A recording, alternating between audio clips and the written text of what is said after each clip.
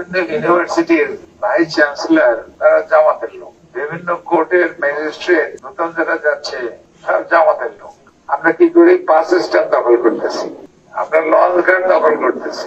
বিভিন্ন বিশ্ববিদ্যালয়ের vice chancellor জামাতের লোক, বিভিন্ন আদালত ও উচ্চ আদালতের বিচারক যারা হচ্ছে তারা জামাতের লোক, আর আমরা কি করছি? লঞ্চঘাট, বাস স্ট্যান্ড, ফেরিঘাট দখল করছি, এমন মন্তব্য করেন সাবেক স্বরাষ্ট্রমন্ত্রী ও বিএনপির ভাইস চেয়ারম্যান আলতাফ হোসেন চৌধুরী। তার এই বক্তব্য দেওয়ার পর সামাজিক যোগাযোগ মাধ্যমে ছড়িয়ে পড়লে তীব্র সমালোচনা শুরু হয়। 15 আগস্ট নিজস্ব বাসভবনে নেতাকর্মীদের সঙ্গে মতবিনিময়কালে এমন মন্তব্য করেন তিনি।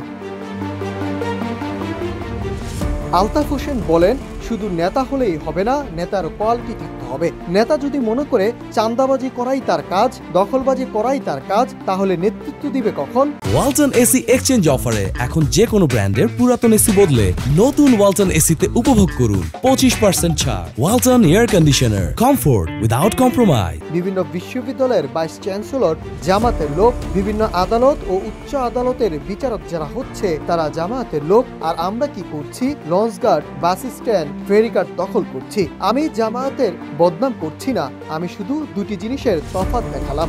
আমি কিন্তু জামাতের বদনাম করতেছি না, আমি দুইটা জিনিস তফাৎ দেখাইতেছি। যে আজকে আমাদের অন্তত পরিবর্তিত কাজ দেখেন, আমরা কি করি? বাস স্ট্যান্ড দখল করতেছি। গত 12 আগস্ট ডুমকি উপজেলায় আয়োজিত এক মতবিনিময় সভায় তিনি বলেন, পটুয়াখালীতে এখন আর আওয়ামী লীগ নেই, চাঁদা দিয়ে সব বিএনপি হয়ে গেছে। তিনি সতর্ক করে বলেন, 2024 সালের আগস্ট পরবর্তী সময়ে পটুয়াখালীতে যারা চাঁদাবাজি, দখলবাজি, লুটপাট করেছে তাদের নাম, ঠিকানা, ছবি সহ গোয়েন্দা সংস্থার কাছে রয়েছে। সময় মতো হাটে হাড়ি ভেঙে দিব, কেউ পালানোর পথও পাবে না।